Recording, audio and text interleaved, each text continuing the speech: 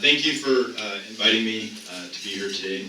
Last night I was at a celebration for the YMCA's annual campaign, and Josh came up to me and asked me what I was going to talk about this morning. And I said I was going to talk about why it's a good thing for us to continue to use oil from Alaska. And he said, Mark, today's April Fool's. You can't do that tomorrow. I wanted to talk about three things. Give you a little history about our company, and then second, talk about the relationship between Puget Sound and Alaska. And then finally, I'll talk about Terminal 5 and a little bit more about what you can expect there. So before I get started, I do want to let you know that there are now 45 employees on Terminal 5 right next to us.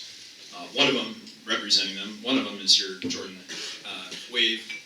These are all new West Seattle employees, and the number will continue to grow and grow and grow here quickly over the next couple months. But anyway, let's get started. A quick history of the company.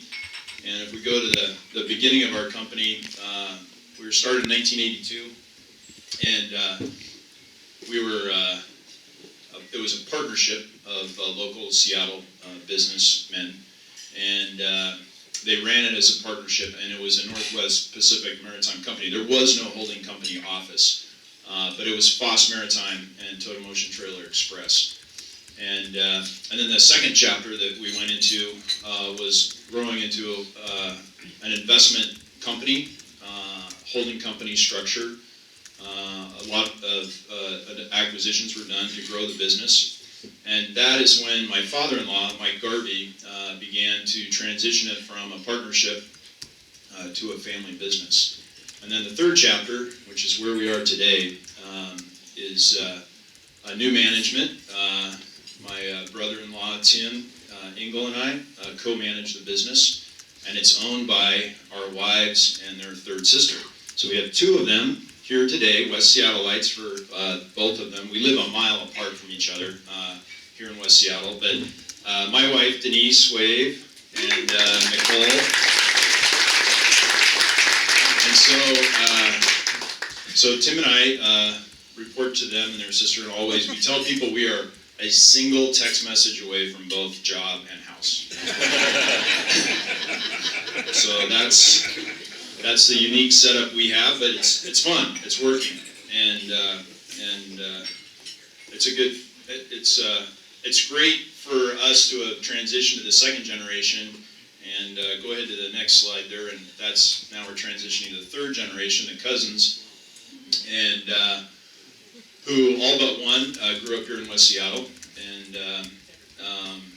the issues that you face as a family business, there are good things and bad things. Everybody here has either been a part of one or has good friends or relatives that are part of one.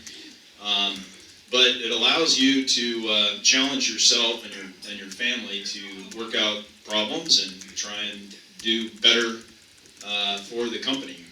We reinvest 90% of our earnings back into the company, and that has allowed us to grow. Go ahead, Dana. So this is what we are today. We have 6 business units. We have the air cargo, which operates Alaska and Hawaii. We are the largest cargo airline for both states. We've run out of the business model to find a state that doesn't have a road system that connects the towns. So the second part of the company is Foss. We'll talk a little bit more about Foss. It's tug and barge, Pacific Rim, U.S. West Coast, Alaska, Hawaii. The third part of the company, our fuel distribution, Alaska and Hawaii. We distribute fuel throughout southeast, out southwest, and then up north. And then our shipping operation, tow, runs out of Tacoma here to Alaska, and then runs out of Florida to Puerto Rico. Our newest acquisition that we just did last year, Tropical, goes to 23 islands in the Caribbean and the Bahamas.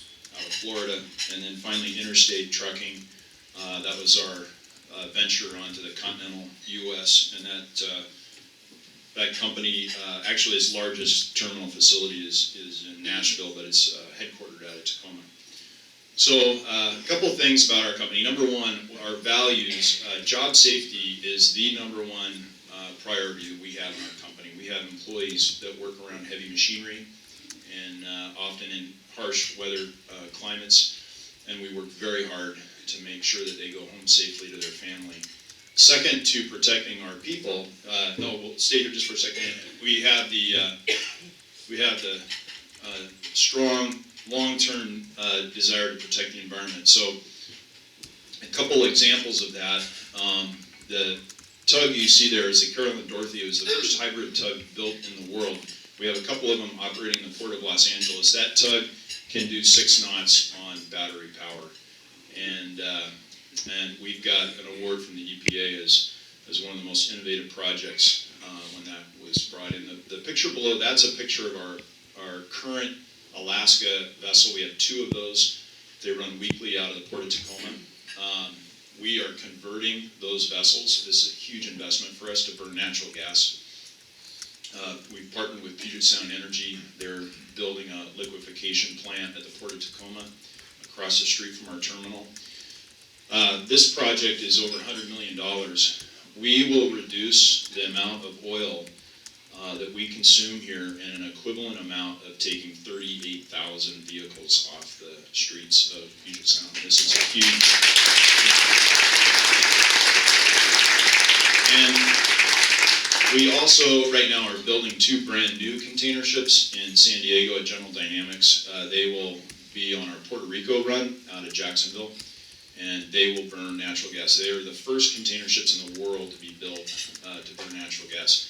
Their reduction in oil consumption is even larger than what I just referenced it to. Okay, so let's talk a little bit about Alaska. First, our presence up there.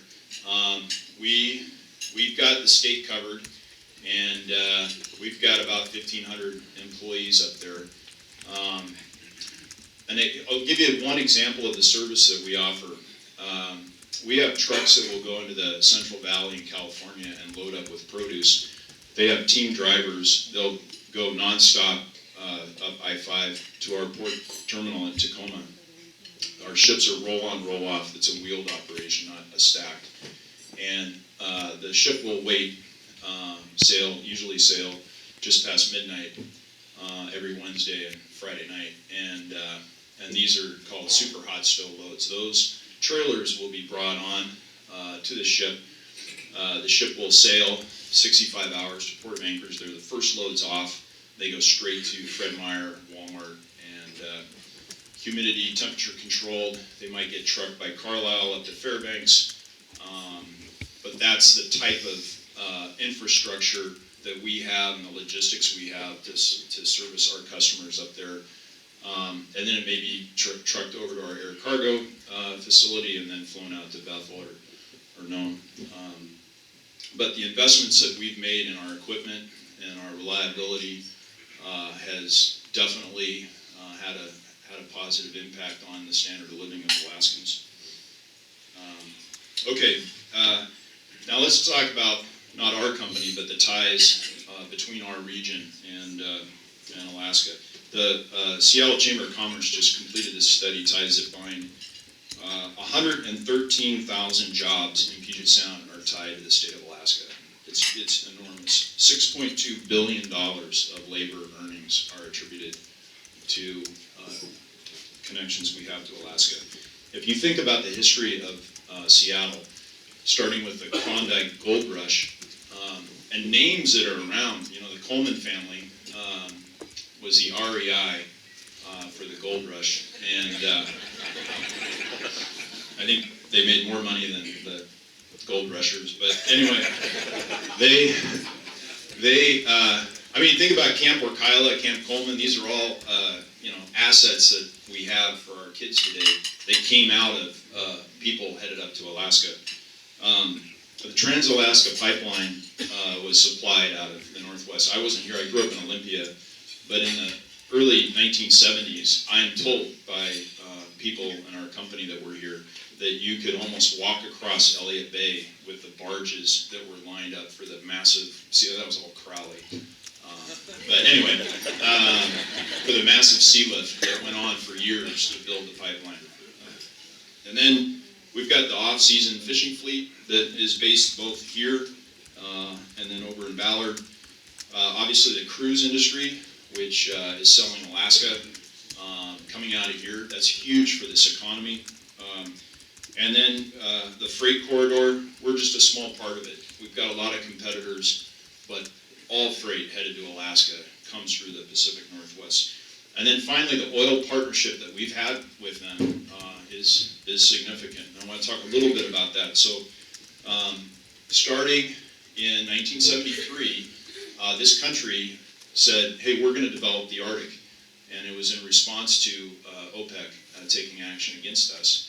And they passed a law that said we're going to build the pipeline.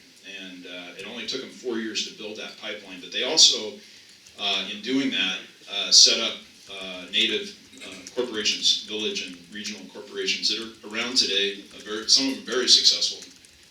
$50 billion of taxes have been collected by the state of Alaska on the oil that they've sent, either to Puget Sound or California refineries. It's been a wonderful partnership that's gone on for 25 years, but the oil coming out of Alaska is declining.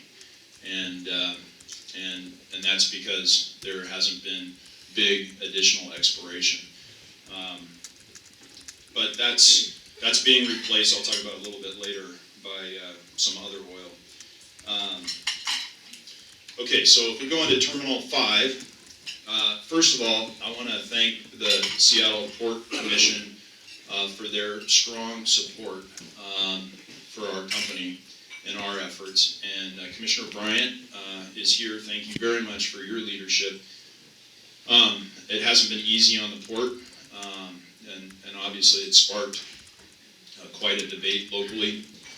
I want to say a couple things about FOSS specifically and its tie to Alaska. A couple centuries combined between, well, Crowley's our competition, but between the two companies, you've got a couple centuries of experience of supporting Alaska, and within FOSS, we've supported the logging industry, the fishing industry, the mining industry, oil and gas exploration, oil and gas production.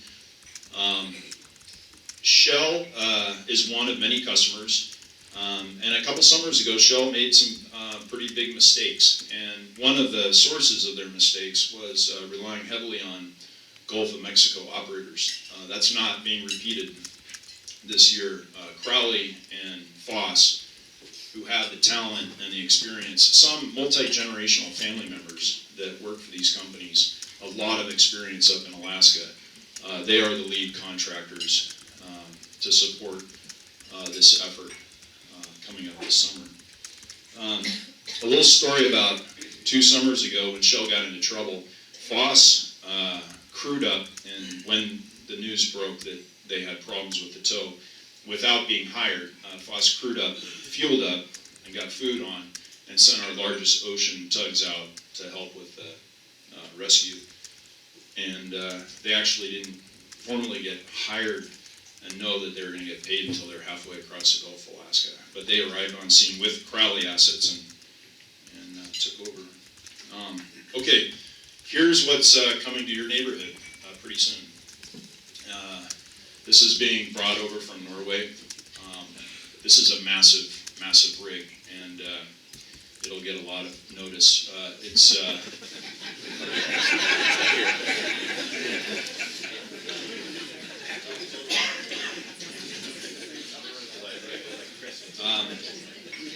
So I'll just say a couple comments about this big debate that's broken out. We all live in West Seattle.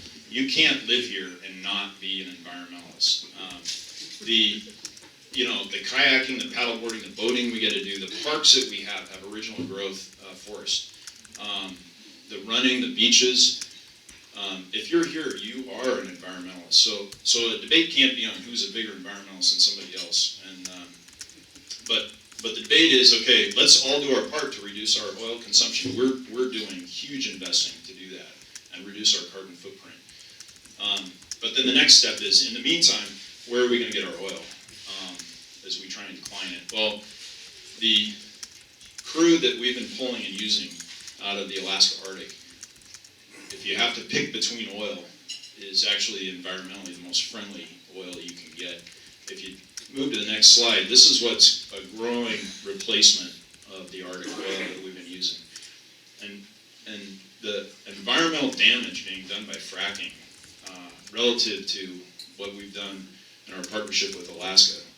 For every well, actually Alaska is that little island below, kind of by Hawaii.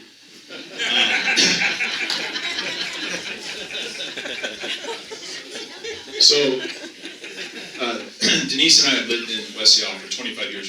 For 3 years we lived in Anchorage, and Alaskans love to tell you, if you cut Alaska in half, Texas would be the third biggest state.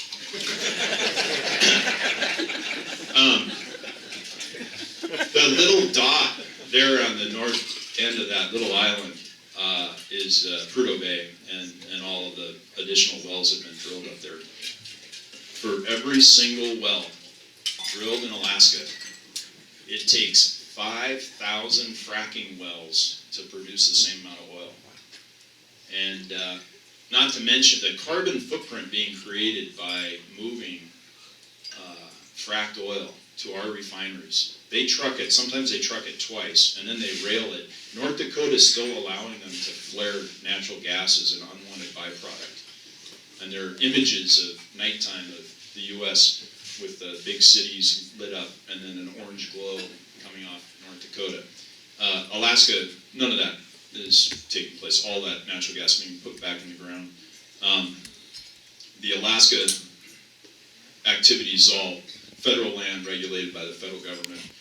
The states have been in charge, Texas and North Dakota and Colorado. They've been in charge of overseeing the fracking. So anyway, just a couple comments on that. So that's pretty much all I wanted to say, and I want to thank you again for having us come. We've got a couple other folks from Saltchuk at our table, and we're excited about being a bigger part here in West Seattle. So thank you. Woo!